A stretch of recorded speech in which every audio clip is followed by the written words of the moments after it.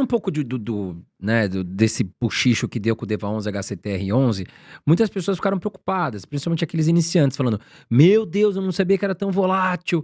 Queria que você falasse um pouco sobre isso, Uhum. até para tranquilizar as pessoas que estão nos assistindo e nos ouvindo também aí pelas plataformas de áudio.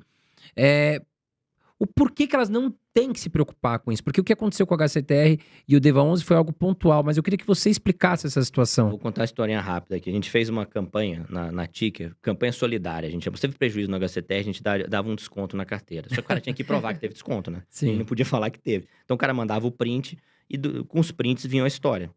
Pô, tinha cara até com vergonha de mandar o print, óbvio, a gente não compartilhou nada que não foi autorizado.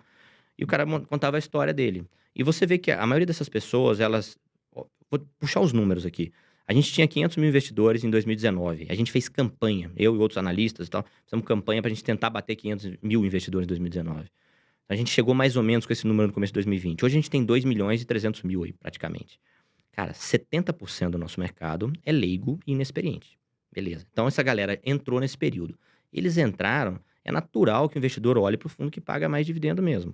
E aí, como o investidor estava olhando, e aí isso é um risco muito grande, que eu falo pra galera, cuidado com quem você acompanha, põe um filtro, não é porque o cara comunica bem que ele sabe, o cara tem que ter responsabilidade. Muito influencer fazia vídeo passando a mão na cabeça mesmo, né? Vocês devem ter visto vários. Sim. E o pessoal fazia o vídeo passando a mão na cabeça, por quê? Porque se você... O objetivo do influencer sem responsabilidade, né? Porque tem muito cara bom também, tem muito cara bom. Mas o sem responsabilidade, ele só quer o engajamento, ele não tá preocupado com o outro. Claro. E engajamento é falar do que todo mundo quer ouvir, né? Pra pessoa não ficar chateada, né? Que ela fala, ufa, né? Então a gente tinha, você vê, naquela época a gente fez a recomendação, a gente apanhou demais. Eu e outros colegas, eu fiz a live com o Marcelo Fai, que é um grande analista de fundo imobiliário, com o Rodrigo Medeiros, que é um grande analista de fundo imobiliário. Que todo mundo fez recomendação de venda na época, a gente apanhava. Eu falava, vocês estão malucos. Vocês viram o vídeo do fulano, falando lá que o dividendo aumentou? Né? Cara, mas não é isso que eu tô apontando. Eu tô falando que o negócio não tá indo bem, que ele tá rolando dívida, que ele tem dupla exposição na dívida e no equity. Isso aí ninguém questionava. Então, assim... Então eu dou um alento para os investidores, né? Passo a mão na cabeça dos investidores que eles entraram no mercado onde eles não tinham filtro para buscar informação e muita gente, infelizmente, trazia uma informação perigosa até. Porque o iniciante, ele acha tudo que é recomendação, né? A gente está falando aqui de qualquer fundo, o cara vai lá, é para comprar aquilo porque eles falaram. E não é. A maioria das coisas não são recomendações mesmo. Então... Mas chegamos ao fim dos high yield? Não, hipótese nenhuma.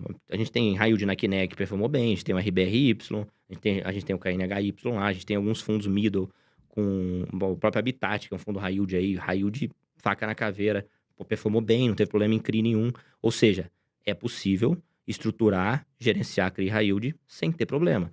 A gente teve o RSR, que é um fundo que eu gosto, que chegou a ter problema em um outro CRI, executou a garantia. Acho ok também, porque eu tô correndo um risco maior. Se eu tô indo pro high yield, eu estou correndo um risco maior. Eu tenho que ter certeza disso. Eu tô investindo em dívida, ok? Será que ninguém vai ficar sem pagar? Eu tenho que ser muito ingênuo para achar que não. Alguém vai ficar sem pagar. Por isso que a gente vai comprar com desconto, né? A gente vai monitorar para eu ter essa margem de segurança. Uma carteira diversificada. Uma carteira diversificada. CRIs, né? Então você sempre vai ver um CRI com problema. 2, 3, num fundo que tem 50, 60, 70. De boa. E eu lembro que a gente chegou a falar de um fundo também que paga bons dividendos, que é o IRDM 11. Uhum. Na época a gente até conversou um tempinho atrás. Legal. O IRDM 11 Sofreu chegou a dar um susto aí, né? Mas o que você acha do Cara, o IRDM? O IRDM 11 é um fundo que eu gosto. Eu acho que a gestão tem um histórico muito bom. O pessoal veio lá do VRTA antes, então é uma equipe que trabalha bem. Mas eu acho que eles erraram em alguns pontos ali, tá? Então, eles tiveram uma concentração elevada em DEVA, HCTR e alguns CRIs compartilhados, tá? Desse grupo. E demoraram para sair. Para dar um alívio pro gestor. Ele não tem como sair fácil. Você tem lá 50 milhões, 60 milhões, 100 milhões alocados nos ativos. Você não consegue sair do dia para noite. Você vai machucar a cotação no mercado, você vai gerar um prejuízo contábil, né, que vai prejudicar a tua distribuição de dividendo. Então, não é simples assim, tá? Essa saída. Eles vieram saindo, reduzindo posição, fazendo algo que eu acho acertado, que é diluindo o risco, aumentando o número de CRIs na carteira. Mas o fundo, por ter essa exposição, sofreu bastante na cotação. E aí veio uma outra coisa, que aí soma-se as duas, né? A gente tem inflação em queda primeiro semestre inteiro, praticamente terminando na deflação de junho. E o IRDM, ele está majoritariamente exposto ao IPCA. Então, quando você tem essa queda na distribuição, o investidor associa, tem aquele... Ele investe em DEVA, tá pagando menos, bomba, e vou sair fora. Mas a gente fez isso aí, até vai virar material público nosso também. Mas a gente fez lá um cenário de estresse, se ele tivesse 100% das perdas de todos... Você não tem como partir do princípio que esses fundos não valem nada, né? Deva, vale alguma coisa. Esses CRIs não valem nada? Vale alguma coisa.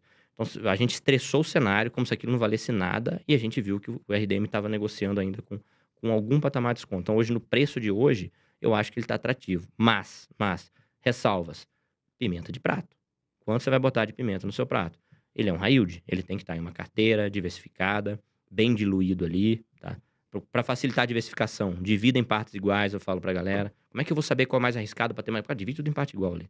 São Agora, 10% em cada um.